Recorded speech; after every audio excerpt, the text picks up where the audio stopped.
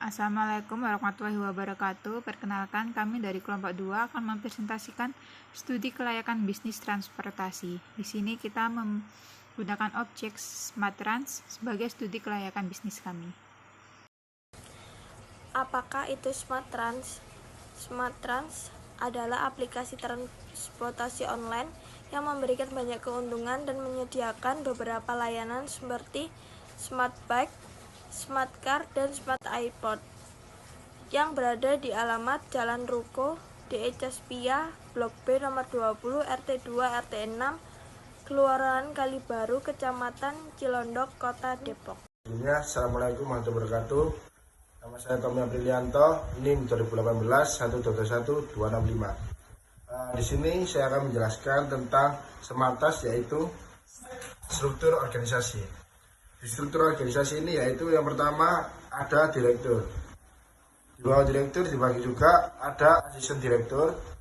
Terus dibagi juga ada 3 aspek, yaitu manajemen pemasaran, manajemen operasional, dan manajemen keuangan. Nah, di manajemen pemasaran dibagi di bawahnya yaitu ada staf pemasaran. Di manajemen operasional dibagi jadi 2, yaitu ada staf operasional dan staf SDM. Terus di manajemen keuangan yaitu ada staf administrasi.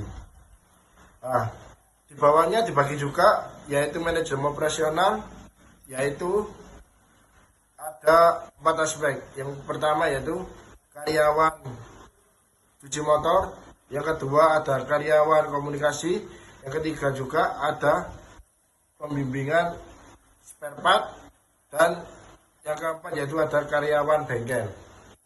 Terus di staf MSDM yaitu ada karyawan resepsionis.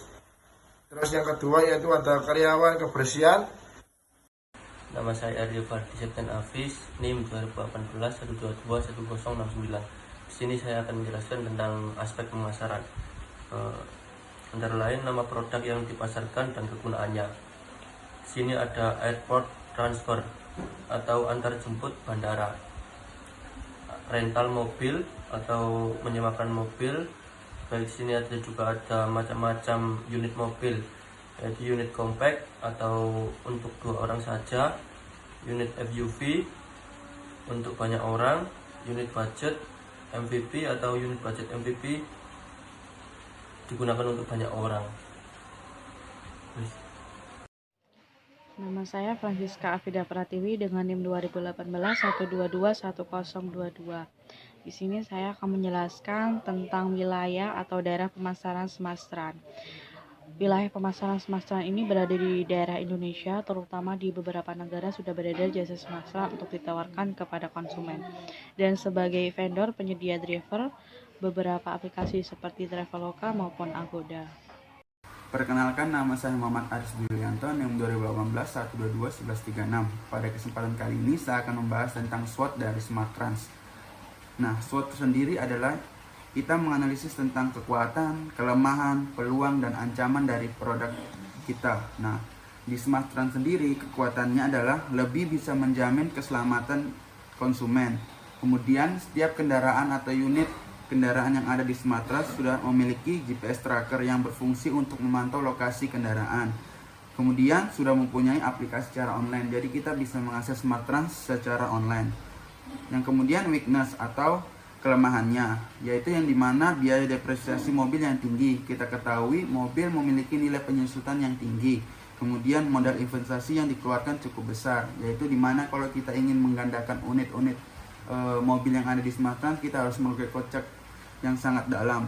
Kemudian opportunity, peluangnya, masyarakat membutuhkan jaminan keselamatan saat melakukan rental mobil. Kemudian keinginan masyarakat untuk mencoba sesuatu yang baru, yaitu masyarakat ini cenderung ingin merasakan atau ingin melakukan hal-hal yang baru. Kemudian threat, ancaman, akan ada banyak pesaing yang meniru.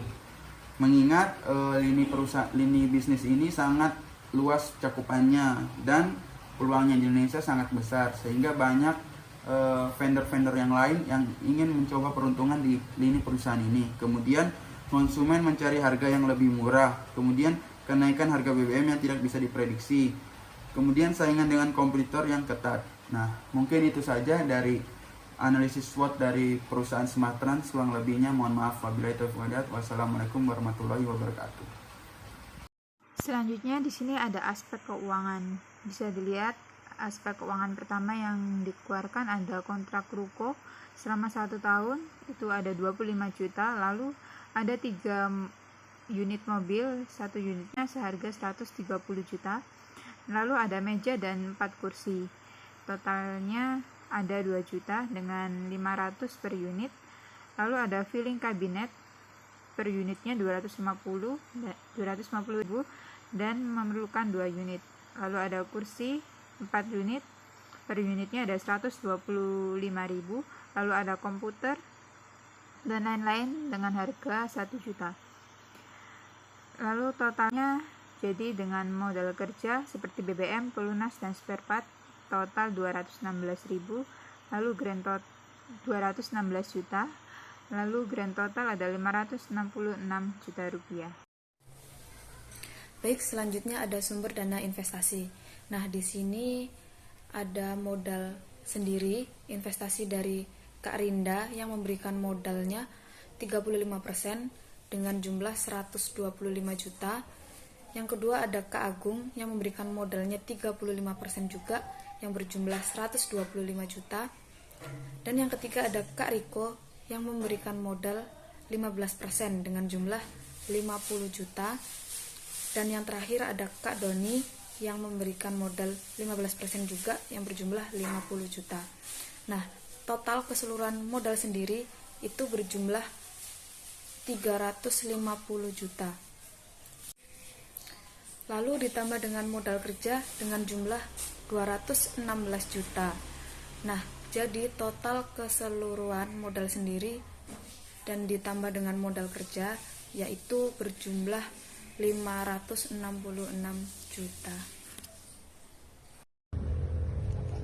Assalamualaikum warahmatullahi wabarakatuh. Saya akan melanjutkan dari presentasi teman-teman. Nama saya Muhammad Rifatur Rahman, NIM 2018 122 1227.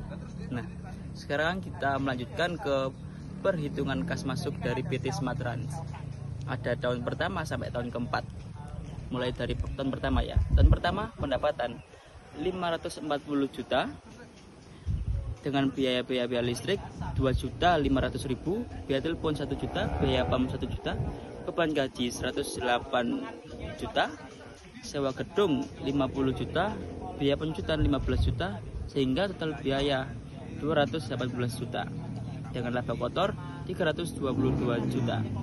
Dengan pajak, potongan pajak 20%, 64.400.000 juta. 64.400.000 rupiah. Laba bersih sehingga 257.600.000 rupiah di tahun pertama. Tahun kedua, pendapatan meningkat sehingga 720 juta rupiah dengan biaya listrik 2.500.000, biaya telepon 1 juta, biaya PAM 1 juta, beban gaji 108 juta, sewa gedung 50 juta, biaya penyusutan 15 juta, total biaya 218 juta. Laba kotor sekitar 502 juta rupiah, sehingga dipotong pajak sebesar 100.400.000 rupiah, sehingga laba bersih menjadi 401.600.000 rupiah di tahun kedua. Tahun ketiga pendapatan 900 juta, biaya listrik 2.500.000. Selanjutnya adalah proyeksi laba rugi. Jadi pada tahun operasi pertama diperkirakan sudah mendapatkan keuntungan sebesar 250.600.000 dan tahun kedua memperoleh laba sebesar 401 juta rupiah. Aspek sosial ekonomi. Di sini ada 4. Yang pertama, memberikan kesempatan kerja bagi masyarakat. Kegiatan usaha yang dapat dikerjakan oleh tenaga kerja lokal tidak perlu digantikan oleh tenaga kerja asing. Yang kedua, menggunakan sumber daya lokal. Sumber daya lokal misalnya bahan baku komponen, bahan baku produk lokal jika dimanfaatkan dengan catatan kualitas cukup layak sesuai standar untuk proses produksi. Yang ketiga, menghasilkan devisa. Yang keempat, menyediakan kebutuhan konsumen dalam negeri sesuai dengan kemampuan.